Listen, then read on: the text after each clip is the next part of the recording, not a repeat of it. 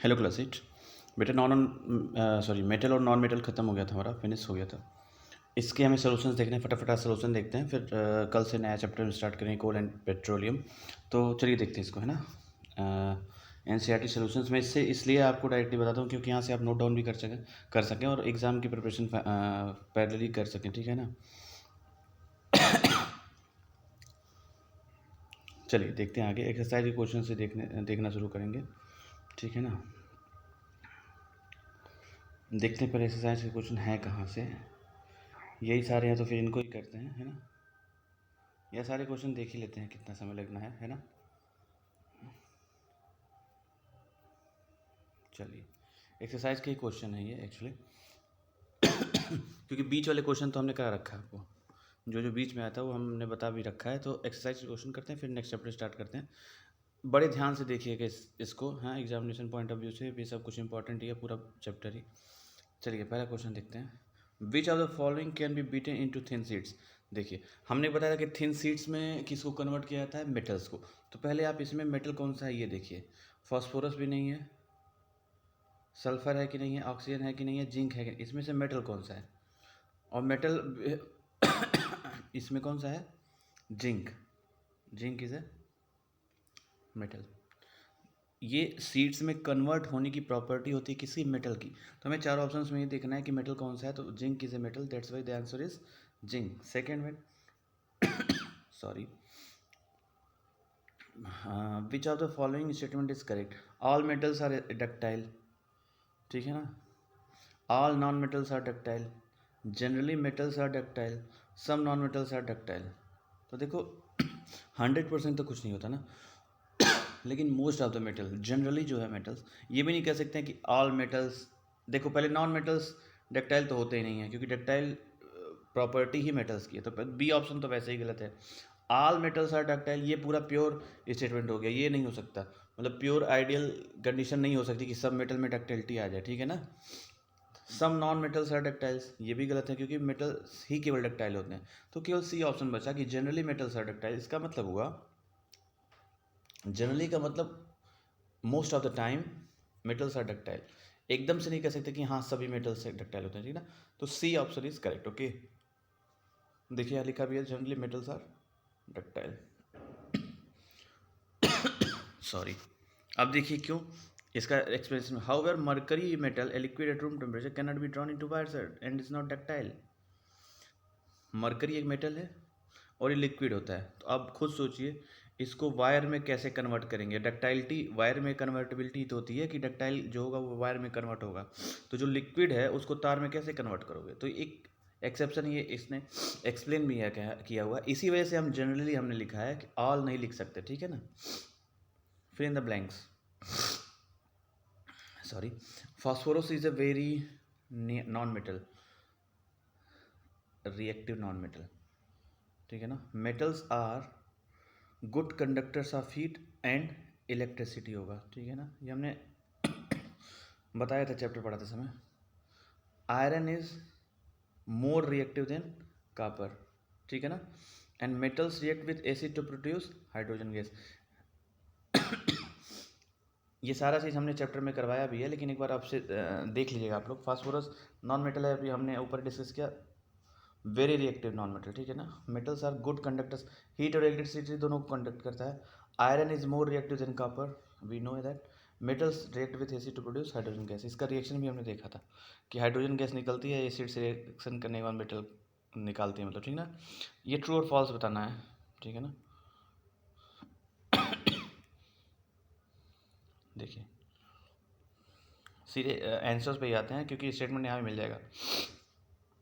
Generally non metals are react with acid, ये false है। क्यों, generally metals react with acid, non metal नहीं react करते, इसलिए ये स्टेटमेंट क्या है, गलत है। Generally metals react with acid, ठीक है ना। Sodium is very reactive metal, ये हमने बताया था आपको, सोडियम और पोटेशियम बहुत रिएक्टिव होते हैं, तो इसलिए ट्रू है। Copper displaces zinc from zinc sulphate solution, ये फॉल्स है। क्यों, क्योंकि कॉपर डिस्प्लेस नहीं कर सकता है जिंक को। क्यों, क्योंकि जिंक ज़्यादा रिएक्टिव है कॉपर से, तो जिंक डिस्प्लेस करेगा कॉपर को ना। जिंक डिस्प्लेस करेगा कॉपर को, ना कि कॉपर डिस्प्लेस करेगा जिंक को जिंक सल्फेट से। अगर ये लिखता, यही स्टेटमेंट ये होता कि zinc displaces copper from copper sulphate solution, तो ये ट्रू होता।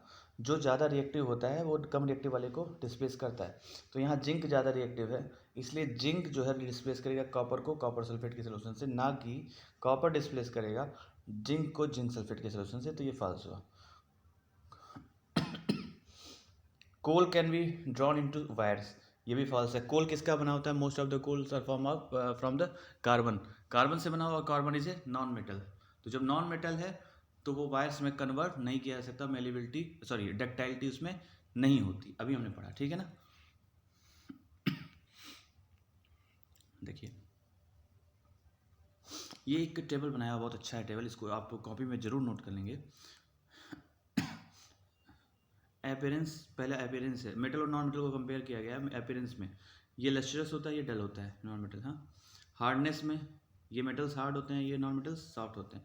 मेलिएबिलिटी मतलब can be beaten into thin sheet, malleability मतलब होता है सॉरी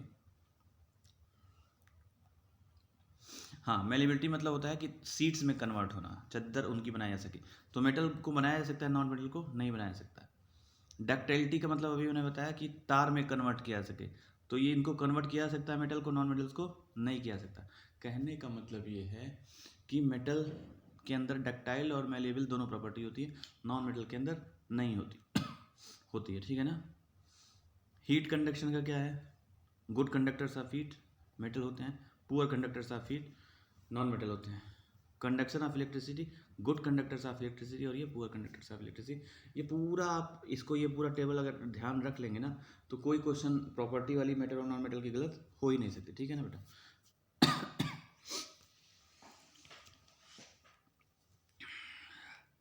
चलिए अगली प्रॉपर्टी देखते हैं, अगला क्वेश्चन देखते हैं।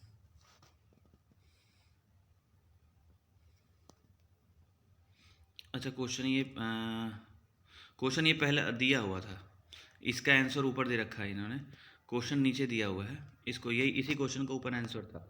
हमने सोचा ऐसे ही टेबल बना रखा है उन्होंने कि मतलब प्रॉपर्टी उन्होंने एक्सप्लेन किया, लेकिन नहीं, ये 5वें क्वेश्चन का आंसर था एक्चुअली। ये प्रॉपर्टीज़ दी हुई हैं और इनके बेसिस पे मेटल और नॉन मेटल को अलग अलग करना था, तो हमने पहले ऊपर बता दिया, ठीक है बेटा। चलिए ये टेबल आपको एकदम रटा होना चाहिए और समझ के रटा होना चाहिए। अब मेलेबिलिटी, डक्टिलिटी, हार्डनेस, है ना, कंडक्टर, ये सब किसकी प्रॉपर्टी है? मेटल की हैं। तो ये जो जिनमें नहीं होंगे वो क्या होंगे? नॉन मेटल होंगे। जिनमें नहीं होंगे वो नॉन मेटल होंगे, और जिनमें होंगे दे आर मेटल्स। ओके, आगे देखते हैं। अब give reasons for the following. Aluminium foils are used to wrap food items, aluminium foil use होता है ना खाना पैक करने के लिए, इसका रीजन बताना है। Let's see in the explanation. हाँ, aluminium foils are used to wrap food items because aluminium metal is malleable, therefore it can be beaten into thin foils। देखिए एल्यूमिनियम मेलिएबल होता है, मेलिएबिलिटी मतलब थिन शीट्स में convert हो जाना, और जब थिन शीट्स में कन्वर्ट हो जाते हैं तो पतली, आपने देखा होगा खाना जिसमें लपेटते हैं हम लोग, पैक करते हैं, वो एकदम पतली पे, तो एल्यूमिनियम फॉयल होता है। और एल्यूमिनियम फॉयल जो है एल्यूमिनियम से बनाया जाता है। एल्यूमिनियम की मेलिएबल प्रॉपर्टी की वजह से वो चद्दर में कन्वर्ट, शीट्स में कन्वर्ट हो जाता है आसानी से, इसलिए उसको यूज़ करते हैं किसमें? रैप करने में फूड को, ठीक है ना। बी देखते हैं क्या क्वेश्चन है। Immersion rods for heating liquids are made from metallic substances. जो अभी समय ठंडी का सीन है ना, तो देखा होगा इमर्सन रॉड्स होते हैं ना, वो मेटल से ही क्यों बनाया जाता है, उसका भी रीज़न देखते हैं। Metals are good conductors of heat and electricity, therefore immersion rods for heating liquids are made of metallic substances. अब मेटल्स जो है इलेक्ट्रिसिटी और हीट दोनों के जो हैं गुड कंडक्टर होते हैं, ठीक है ना। तो अब गुड कंडक्टर होंगे तो जल्दी से पानी को गर्म कर देंगे, कंडक्शन तेज़ी से होगा ना, तो इसलिए मेटल का यूज़ करते हैं, ठीक है ना।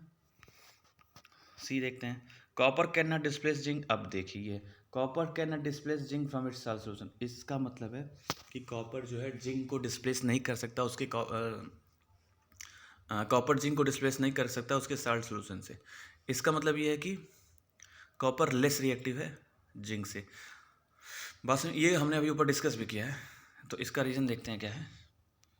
ए मेटल, देखिए यहाँ लिखा भी, a metal can replace A less reactive metal from its salt in an aqua solution, but zinc is a more reactive than copper. जो हमने मैंने पहले बताया था। Therefore copper can not displace zinc from its solution. Copper come reactive है zinc की तुलना में। यही उल्टा होता ना, अगर जिंक यहाँ होता और कॉपर यहाँ होता, मतलब कॉपर सल्फेट और यहाँ जिंक होता, तो जिंक डिस्प्लेस कर देता कॉपर को कॉपर सल्फेट से। लेकिन यहाँ नो रिएक्शन लिखा है, क्यों? क्योंकि copper is less reactive than zinc, तो जिंक को वो हटा नहीं पाया।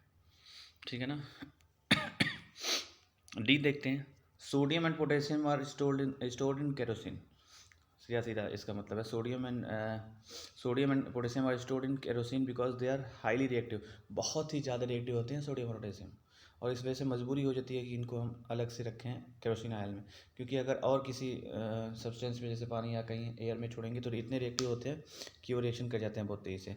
They can be easily catch fire when in contact with air. देखो, हवा के कॉन्टेक्ट में आने से आग पकड़ लेते हैं, इसलिए इनको हम केरोसिन ऑयल में स्टोर करते हैं। चलिए, ये 6 क्वेश्चन आप पढ़ लीजिए।